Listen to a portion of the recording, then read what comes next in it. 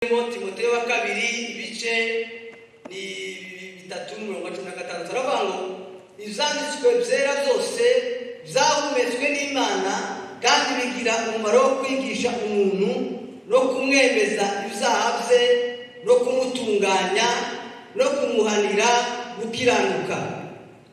Yesu ashimwe cyane. Sisubiramo ibyo twaganiriye mu byumweru bibiri bishize. Twaganiriye ijambo rivuga ngo muri inshuti zanje nimukora ibyo nshaka. Tuganira ijambo rivuga uburyo Yesu yatinanye n'abigishwa akabigisha akabana nabo akabatoza kuvuga ubutumwa akabatoza akabigisha gusenga akabigisha kwambara akabigisha kuja mu butumwa akabigisha uko bitwara. Dusanga Yesu yafashe umwanya uhagije wo gutegura intumwa mbere y'uko zisohoka hanze zija mu butumwa. Yesu ashimwe cyane. Tuza gusanga kandi amatorero yacu y'iki gihe gutwara umwanya cyane se cyangwa twibanze mu kugira abamembazi benshi, kugira ama building, kugira ama big project mu maeglize yacu, kugira za mega churches. Ariko noneho mission ya Yesu yasize dusanga muri Matayo 28:19 havuga ngo nimugende mu mahanga yose muhindura abantu kuba bigishwa banje kandi babazizera muzabatize mu izina ry'Imana Data n'Umwana n'Umwuka Wera.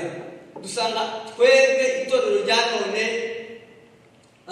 umwanya wacu munini turi mu itorero kuruta kuba hanze dushaka abantu tubwiriza ubutumwa bwiza, tuvuga imirimo y'Imana, tubwira abantu inkuru ikiza, inkuru yazanye Yesu. Yesu tuza gusanga kandi ko twarebye ntiyigeze agira church, ntiyigeze agira building, ntiyigeze agira nubwo yari afite abamembazi benshi bamukurikira. Aho twasanze yagendaga n'abantu 5,000 ahandi 4,000 kandi abo bari abagabo gusa.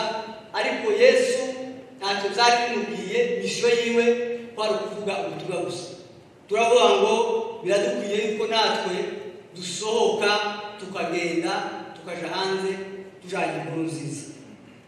Nibaza ko mu magambo makeya nizo twabonye kuganira muri byumweru bibiri bishize. Ngara kuri conclusion yacu rero none iki gitabo cya Timoteyo dusomye harimo amagambo meza cyane. Harimo ijambo rivuga ngo ivyanditswe byera ijambo ry'Imana ntabwo ari amagambo y'abantu. Ibintu biri muri iki gitabo ntabwo ari ubwenge bw'abantu kimwe n'uko umuntu yandika memoire kuri za kaminuza. Oya, biravuga ngo ivyanditswe byera byose byahumetswe n'Imana. Bagiraga impumeko cyangwa se yishurirwa bivuye ku Mana, none Imana ikabaha bakandika. None izo bandikaga bigira umumaro. Iyo tubisomye Bibiliya, iyo twumva ijambo ry'Imana umuntu abwiriza hano, iyo twigisha, iyo turi muri Bible study tuvuge, cyangwa se iyo dukurikirana ijambo ry'Imana ku ma internet no mu ma commentaire biblique, ivyanditswe byera byose umumaro wabyo ni ukwigisha umuntu. Yesu ashimwe. Ibi twize byose twaza twigira ku byo Yesu yakoze, byigisha umuntu kandi bikamwemeza n'ibyaha byiwe. Iyo usomye ijambo ry'Imana burigiye uzawumva utsinze, uzawumva hari ahantu utaragera, uzawumva hari ikigero ngo hari ahantu ugomba kugera, hari izindi mbaraga ugomba kongeramo mu gakiza kawe mu kwizera Imana. Uba wumva hari ahandi hantu utaragera, none ukarekonesa amafote yawe, amakosa, ibyaha, intege nkeya zawe. Kandi ibyo byanditswe bigatunganya umuntu. Nubwo tuba dusoma mu Kinyarwanda kiza kiba kigufi cyane, kikaba igikene wenda amagambo amwe tukumva arasa nkaho agiye gusa, ariko Imana izadufasha ubutaha nibaza ko divine atangire yiyegeranye nanze nzamunda kugira ama surprise nareke kumugirira surprise ngo aze hano tubwirize twembi ariko ndavuga ati oya reka mbireke kuko ntabwo yari yiteguye kugira ngo ubutumwa barumva atari ubwacu gusa ubutumwa barumva nubwo abantu bari hano hanze nubwo abantu bari ahandi hantu tutazi abantu benshi baratwandikira bakatubwira ati turakurikira ariko tuza twumva urumva twaba turatakaje ariko iyo usomye Bibiliya y'Icyongereza hari abivuga ngo ijambo ry'Imana riragupuruvinga kuri ronge buri gihe. Amen. Twe tugira amagambo yacu tubwira abantu tukababwira neza tukabahendahenda niyo bari kubakozi tukabashekera ariko ijambo ry'Imana si rirakubwira rikakubwira ukuri kose. Kandi icya gatatu ijambo ry'Imana rikaduhanira gukiranuka. Amen. Ibintu bitatu hanyuma mvuga ijambo rikaza kutuganira none. Ijambo ry'Imana rikora rirakwigisha. Amen. Icya kabiri rikakwemeza ibyaha byawe amakosa yawe. Icya gatatu rikagutunganya ukaba umuntu utunganye wuzuye ufite ibikwiriye umurimo w'Imana. Icya kane rikaguhanira gukiranuka. Reka rero twinjire muri konkirizo yacu ya none. Ibintu tumaze iminsi tuganira n'ibindi mwumvishije ni byinshi cyane ariko biragoye ubunyine cyane gushyira ijambo ry'Imana mu bikorwa. Turaryumva tukanezerwa tukabyina tukiruka ndetse hari n'igihe tugeraho tukarira ariko ahantu bikomerera cyane ni ukurishyira mu bikorwa. Hari aho Bibiliya ivuga ngo si ugupfa kuryumva gusa si ukwicara twaje gusenga turi hano twumve dutahe dimanche tuze dutahe. Ni nayo mpamvu abakristo tutagira impact mwisi cyane kubera iki ntabwo dusa n'izo tubwiriza ntabwo dusa n'ijambo ry'Imana. Turabyumva ryinshi dufite ibintu byinshi mu mutwe ariko ni gake dushyira muri puratike. Niho rero abigishwa batandukaniye abigishwa ba Yesu bafite imyaka 3 babana na Yesu wageze batangira gushyira mu bikorwa ibintu bumvishije. Ijambo tumaze iminsi twumva ryo kuvuga ubutumwa biradukwiye ko nyuma yo kumva ubwo butumwa duhaguruka tugasohoka hano hanze niho harabapagana tukagira gute tukavuga ubutumwa kandi ntawe bitareba birandeba birakureba. Uba ufite impano y'ivugabutumwa uba utayifite birakureba. Ubundi bwo kuvuga ubutumwa ni bwinshi cyane. Mwabonye mu gitondo Imana imumugisha cyane mwene data Ejide wagize coordination kugira ngo dutegure ibintu byo gufasha abantu bari hanze ba homeless. Buriya ni ubutumwa bundi buvuga. Ubutumwa burakureba ubikunda cyangwa utabikunda. Ntabwo ari byiza kuvuga amagambo y'Imana buri munsi tudashira mu bikorwa. Amen. Amen. Satani rero umunsi tumaze tuganira ndangiza icyo cyane tutigije kwa twigaga tugiye gusohoka hanze tuvuga ubutumwa ariko Satani ni umuhanga cyane agira hari muri bizo wavuze rero ngo Satani wameze nk'intare ngo irunduma. Urabona intare yivuga izivuga abagabo bakibuka babagabo b'umutima muzi bagira imitima batagira ubwoba. Iyo yivuze bazabibuka. Nabwiye iwacu umugabo bagiye guhiga intare bagereyo barayivuga intare iri biravuze nyine bagiye bavuga n'abarara intare irarunduma burira igiti bose. Wa mugabo kubera ubwoba akavuga ngo munde kure ngo ngende yica bati ntawe ugufashe ngende. Satani nikomeze ameze nk'intare. Hari igihe azavuga mu bitekerezo byawe ukagira ubwoba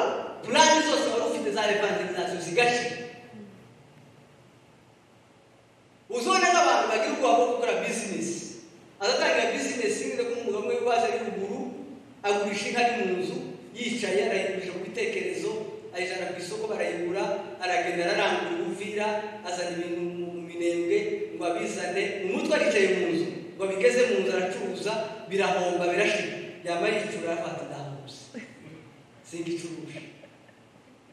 Aya ni amajwi ya Satani, kandi Satani ni umuhanga cyane, agira amarepreve afatika.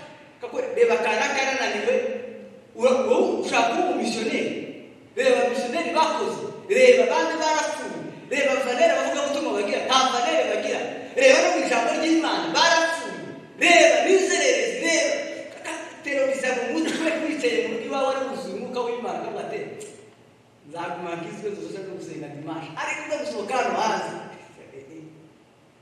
ngo Satani abise. Ikindi Satani azakora niyo ugize ubwo butwari bwo gusohoka, ntuzi uvuga ibyo ugomba kuvuga, uzi uvuga ibyo abantu bakunze. Nk'inyigisho dufite none, dufite inyigisho za motivation, zo mu aba motivation speakers basi bari abantu bazavuga mu mvugo amusohoka ugakora business ugakira one day, ariko wasubira ngo bikubita mu makarikire we biraremere. Ariko bari abantu bavuga gutyo, bari umugabo umwe witwa Stephen Harvey, ndabona kukurya azavuga uri mu mugabo akabido kamwegeze kuvuga ngo abakirete bazajya mu masaha 8 turasara mu nzu z'abatingiye niye gukora none bazaba motiva ubundi dufite abantu ba eglise zimotiva abantu zirega abantu cyizere, ariko salvation, inkuru nziza, ubutumwa bwiza buvuga Yesu, bubwira abantu ikibi, bubwira abantu ubuyobe, tukabutinya noneho twagera hasi tukabwira abantu abindi binejeje byiza, kugira ngo habe n'ama-eglise akomeye asigaje kuvuga ku baratekereza akazana ibintu ukibaza wagiye muri counseling, uri mu rusengero none ntumenye itandukaniro riri mu rusengero, mu nyigisho zo mu rusengero n'izo hanze bigasa. Kubera iki? Dusigaye dutinya, kandi ndaza kubabwira rero turi gutinya. Rero hari ibintu narebye mu ntambara Yesu yagize intambara z'abafarisayo, arizo nshaka kukubwira nawe ubwo tugiye gusohoka hanze tuvuga ubutumwa. Ndashaka kukubwira intambara ziba hano hanze. Hari igihe tuvuga iby'ubutumwa twanezerewe turi hano, ukagira ngo ni amahoro, uza dutera haleluya abantu bikirize bavuge amen cyangwa gukomera amashyi. Oya, hano hanze hariho abafarisayo, sinari ko abafarisayo bakibaho, ariko nasomye igitabo cya Matayo sanga abafarisayo baracabaho nanone. Abafarisayo bo muri cyagihe cya Yesu nanone barahari. Hariho n'abafarisayo b'abanyamurenge, kandi ni ukuraza gusanga arizo ibiranga rero abantu twosanga hanze karakteri z'abafarisayo. Usomye Matayo igice 5:20 aravuga ngo ndababwira yuko gukiranuka kwanyu nikutaruta uko abanditsi n'uko abafarisayo mutazinjira mu bwami bwo mu ijuru. Gukiranuka kwawe, gukiranuka kwanje nikutaruta uko abafarisayo n'abanditsi, nta kintu tuzabona. Iyo bavuze gukiranuka kuruta uko abafarisayo n'abanditsi, hari igihe utekereza abafarisayo ko bari bazi ibintu byinshi, kandi kuriya dufite natwe abantu bazi ibintu byinshi. Usigaho wari umuntu ukubitira Bibiliya gusa kunazoma Bibiliya, niko abafarisayo bari bameze, bari bazi ibyanditswe cyane. Abafarisayo barasengaga cyane, bariyirizaga cyane. Hari n'abaje babwira Yesu, tekereza abantu babwira Yesu kubera ko mutiyiriza, babwira ko kubera ko nyumishwa bakazabiyiriza cyane. Yesu aravuga ndabitekereje ndatangara, ariko muri mutagira gukiranuka kuruta uko abafarisayo n'abanditsi, nta bwami bw'ijuru mufite. bakabita abafarisayo barabura gufunga. Ntabwo rero ngo tumenye ibyanditswe byinshi cyane kurusha abafarisayo, ntabwo ari kompetisiyo. Aha ngaha ikintu Yesu yavugaga yari karite. Amen. Karite. Abafarisayo bari bazi ibyo bintu zose, ariko nta karite iranga umukristo bagiraga. Bajyaga gusenga bakajya mu masinagogi ahantu harehare hirengeye abantu bose babareba. Amen. Abafarisayo kandi bari abantu b'ibisubiro byinshi cyane. Hari aho birivuga abantu babiri bagiye gusenga umufarisayo n'umukoresha w'ikoro. Umukoresha w'ikoro ari umupagani, abataxateri bari bagira taxi return uvuye ku cyo wewe. No, umukoresha umufarisayo urumva niyo baje gusenga. Urebe ujanye n'umuntu umusozi gusenga muri babiri, mwene kuko rogenda wenda naje ku musozi tugiye gusenga.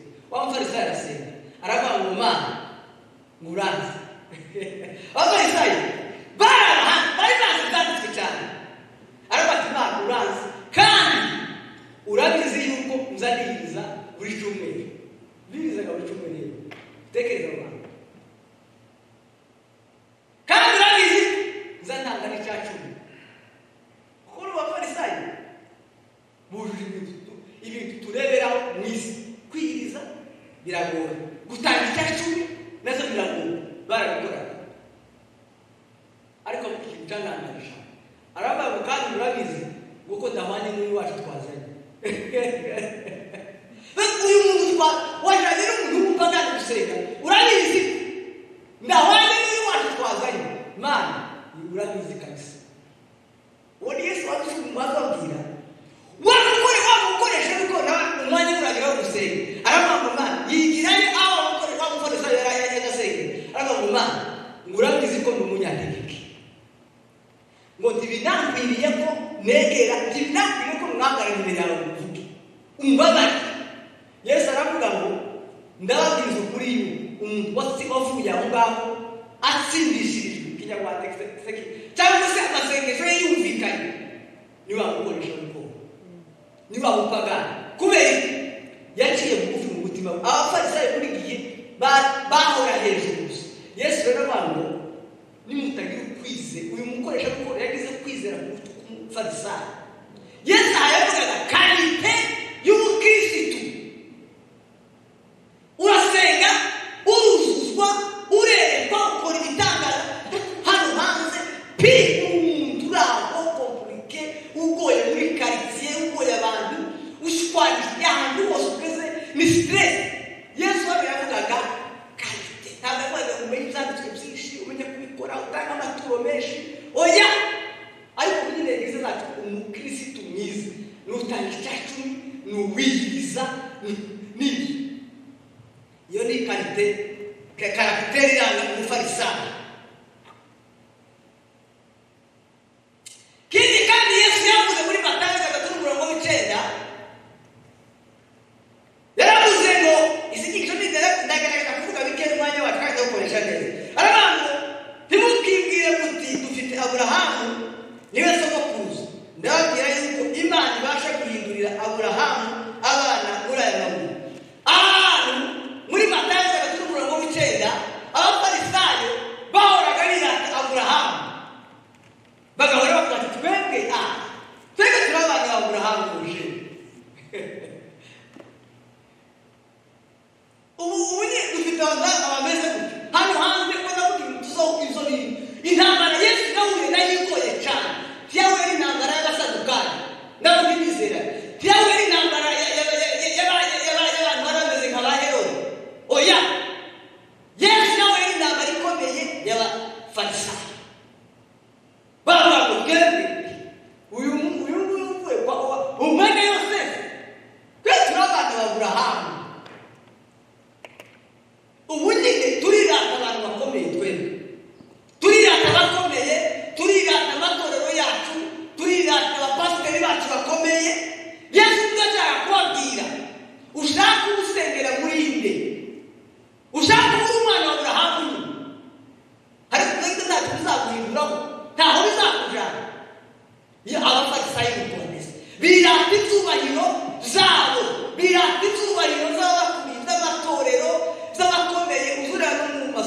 yacu urashobora kugira papa wawe wenda utazi wenda papa wawe wenda ntagushane ariko ufite nka onkle wawe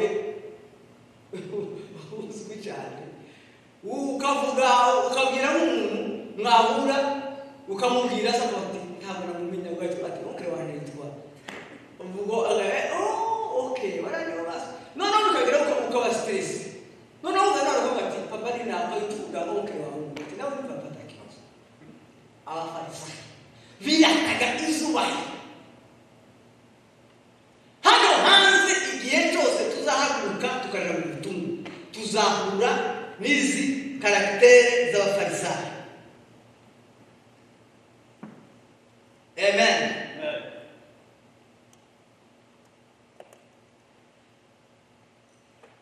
Indi karagitere rero Yesu yavugaga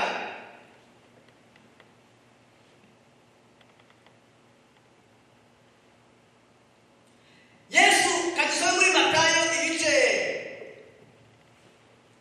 5:20 Matayo 5:20 haravuga ngo mwumvise ko abakera babwiwe ngo ntukice uwica akwiriye n'abacamanza 27 n'abantu mwumvise bavuga ngo ntugasambane amen. Okay, hano Yesu teza kuvuga karagitere y'igiranga abafarisayo impamvu tugomba kugira ubukiranuka bufite kalite zirusha iz'abafarisayo. Turacyabona inyigisho nyinshi, turacyabona abantu bazi Bibiliya kuturusha, bayisomye bayimazemo imyaka. Yesu aravuga rero gukiranuka kuko abafarisayo n'abanditsi ngo nk'uko hano kandi arakuvuga aravuga ngo mwumvise bavuga ngo ntugasambane ariko jewe simbabwira ngo ntugasambane nureba izo ni karite buriya hari ibintu byiza dufite amatelefone twese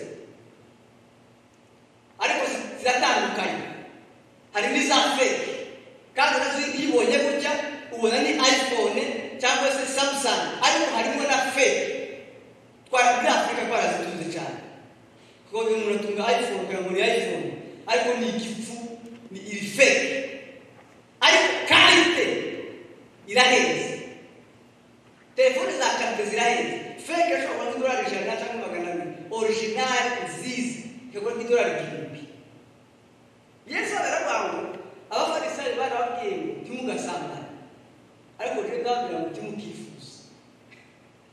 Haleluya.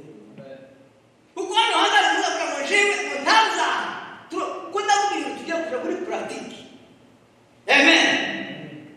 Ariko Yesu avuga kalite aravuga ngo mubise babwira ngo tukice umuntu ariko ni wa muntu n'ugambirira nabi kugira undi muntu nabi wamwishe tayari. Izo ni kalite ni ibintu bifite byiza biruta kuvuga gusa ngo ntiwice. Niyo mpamvu Yesu yavuze ngo umubwire gukiranuka kuruta uko abafarisayo n'abanditsi. Abafarisayo kandi ntibakundaga kubana n'abapagani. Niyo mpamvu bangaga Yesu. Yesu kubera ko yari yaraje gushaka icyazimiye. Amen. Yari yaje gushaka icyazimiye wasangaga ubuzima bwiwe bwose ari mu bapagani, yicaye mu ndaya, yicaye mu bakoresha bikoro, nguwo kwa bazakayo, nguwo hehe. Abafarisayo bure uyu mugabo ntakigenda. Na izi nyigisho ntabwo zirimo haleluya nyinshi. Izi ni inyigisho z'abakristo. Amen.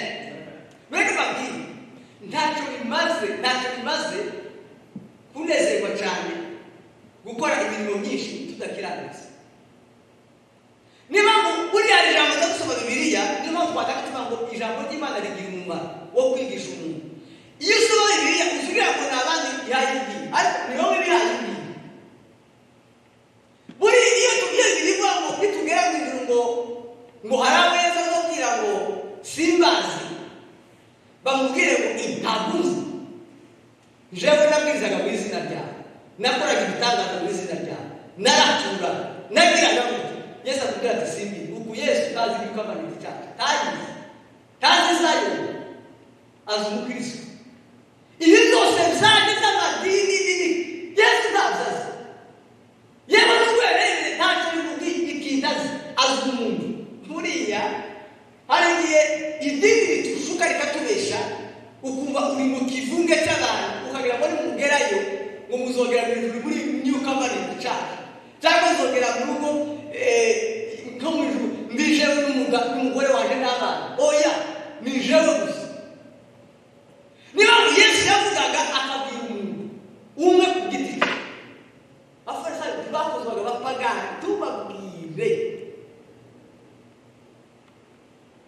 hano hanze nutangira kubwiriza abantu bazi gute ndetse udasigaye bapagani gute asigaye yirwaga buri tawuni mu bantu banywa urumogi mu bantu banywa madragi byari iki abafarisayo haleluya abafarisayo kandi usomye muri Matayo igitabo cya Matayo muzagisoma 12:24 abantu abafarisayo bazumvise baravuga bati uyu nta wundi umuha kwirukana abadayimoni keretse Belizebuli umutware w'abadayimoni abafarisayo bazabakeka kandi bagakeka nabi muzabona ubunyine abafarisayo Yesu yakijije umuntu wari urwaye abadayimoni amaze gukiza umuntu wari urwaye abadayimoni abafarisayo kibaza bemeye kibaza n'ubwo wokora iki namubwiye n'ubwo kuko ubutumwa hano hanze n'ubwo wokora ibitanga kibaza bemeye bahora muri kiritike gusa baramubwira ni gute wakiza abadayimoni ni Belizebuli umukuru w'abadayimoni niwe wamukoreramo niwe wamuhaye kwirukana abadayimoni urumva abafarisayo ukuntu bateye n'ubu barahazi iyo usenze cyane barakuvuga afite ibibazo muri Afurika ko arasengaga wasenga ko batera inzara wakira cyabone ko wakoze bizinesi cyangwa uyu gitasigaje kuzima abafarisayo buri ntibazabura contradiction ntibazabanye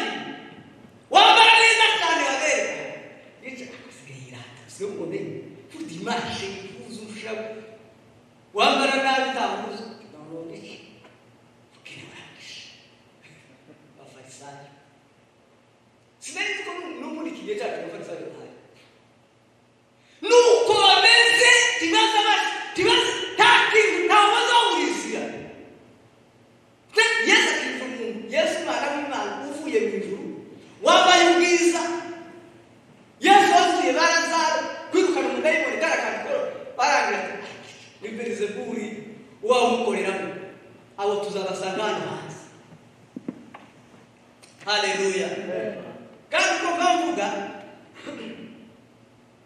ugume utekereze ijambo ry'Imana kandi ugipimye hari igihe bavuga abafarisayo wenda ntabwo bahari ntabwo kumenya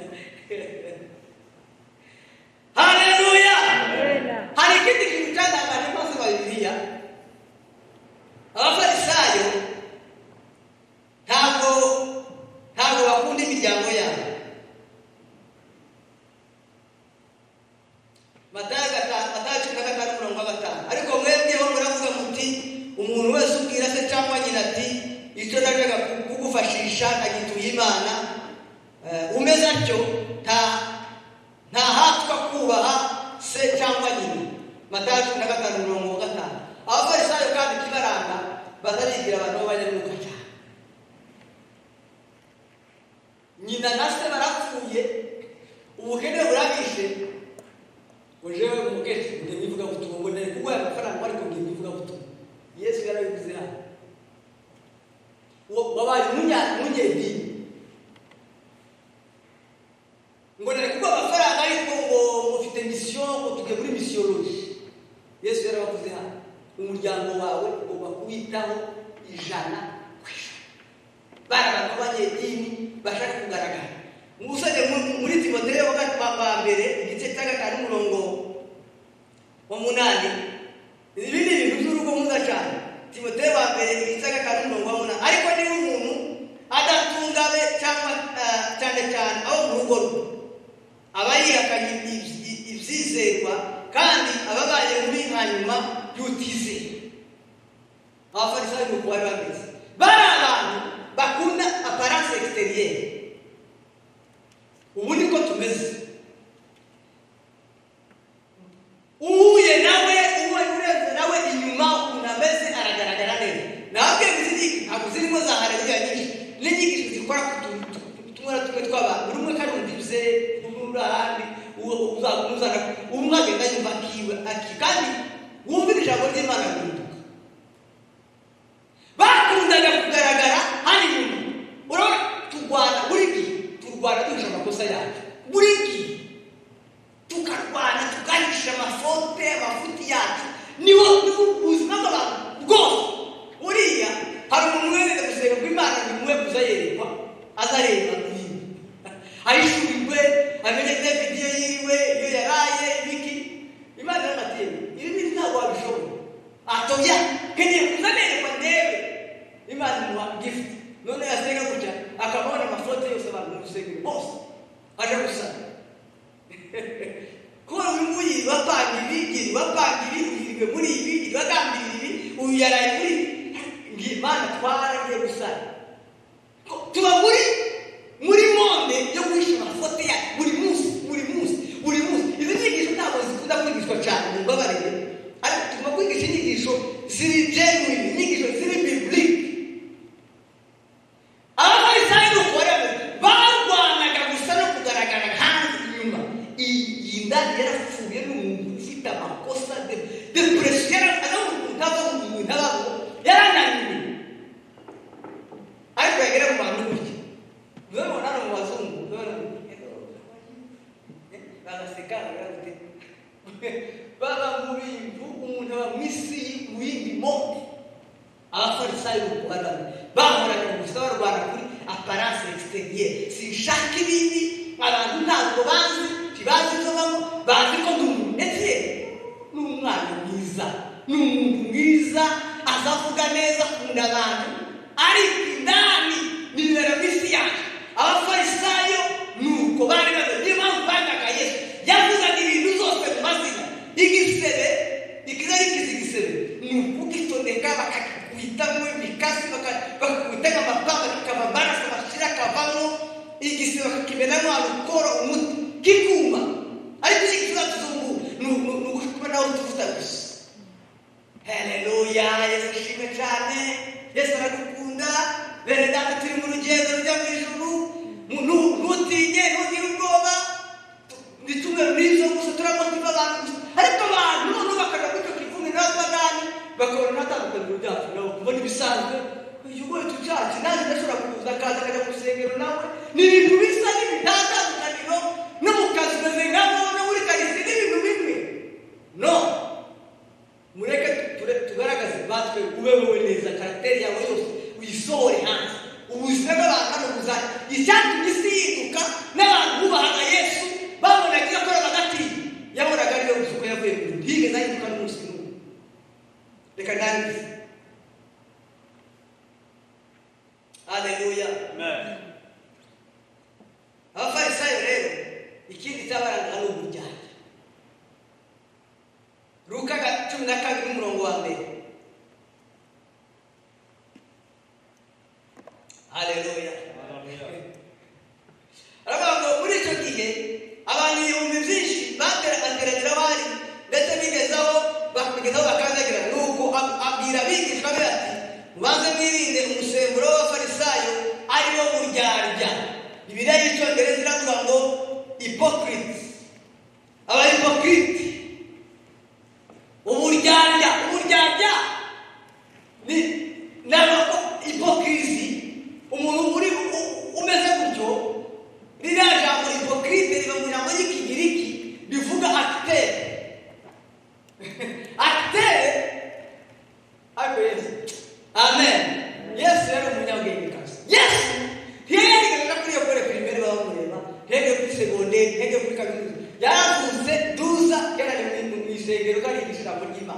tubagira ibintu byo mu ijuru nyine yari afite ubwenge bw'ijuru. Aravuga abafarisayo ni abahipokrite.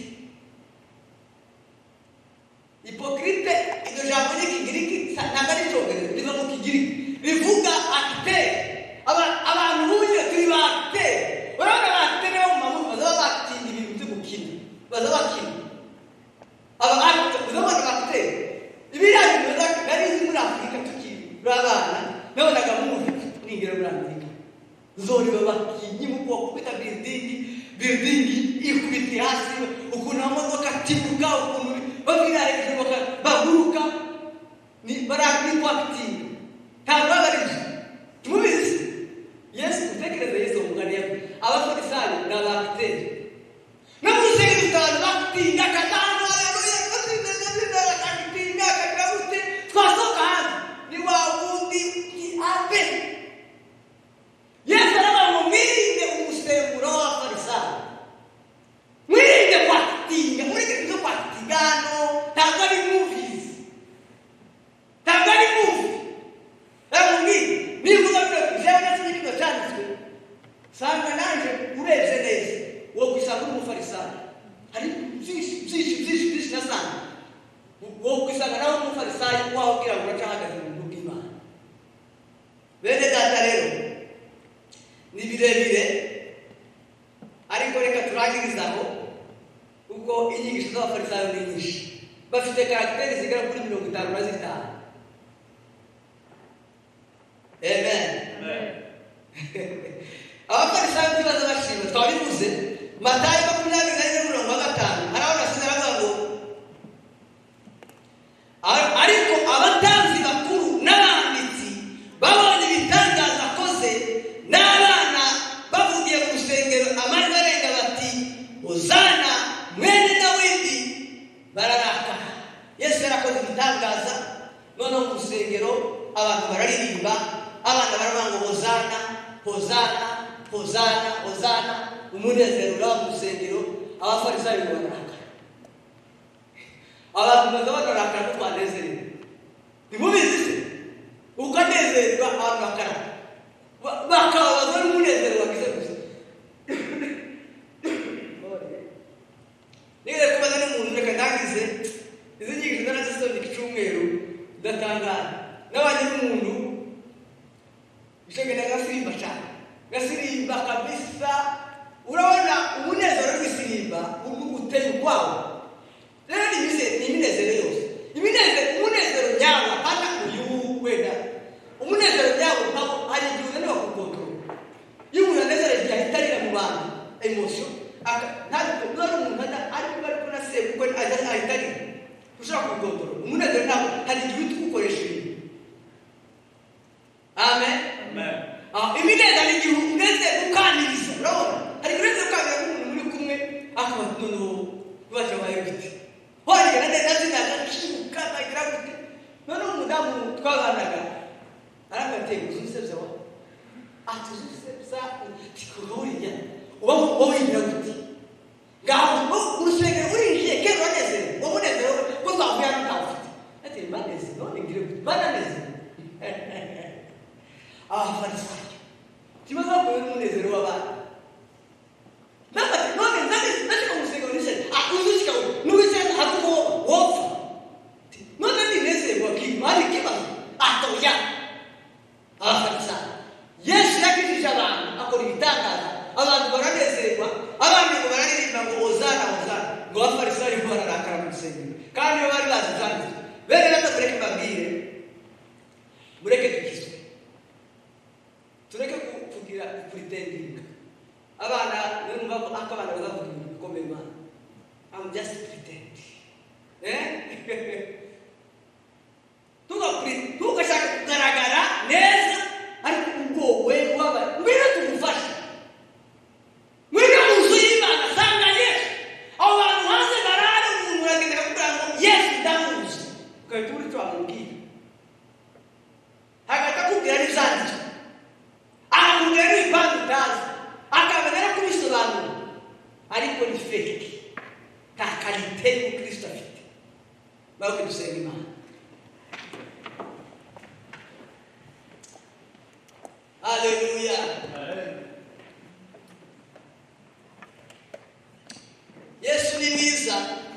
ibi bintu zose nta wundi ubitera ni Satani. Imbaraga zacu ntabwo zabishobora, uwadushoboza ni Yesu gusa.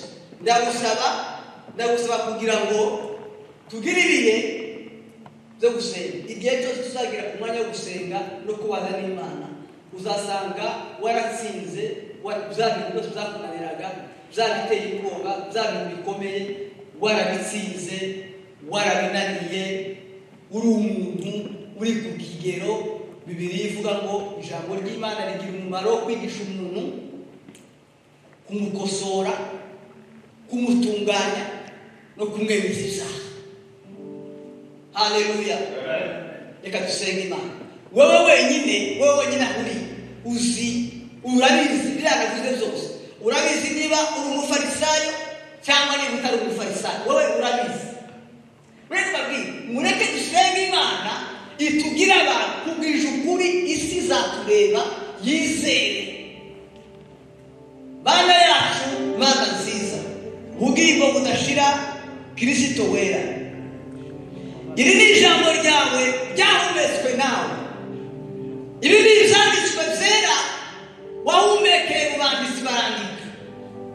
Ni ukuri uwo mwuka w'abafarisayo n'ubwo urahari Imana. Ariko turagusaba ngo udushoboze gutsinda uwo mwuka.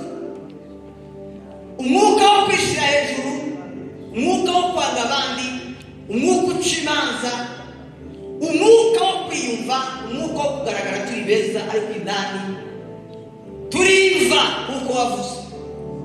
Mu izina rya Yesu Kristo Mwana w'Imana, udukubitire hasi imbaraga zose z'umwijima zitujana mu isi y'umwijima, zitujana mu isi zikadukandamiza, zikadutegeka, zikatugora, zikatubana, tukaba imbata z'isi.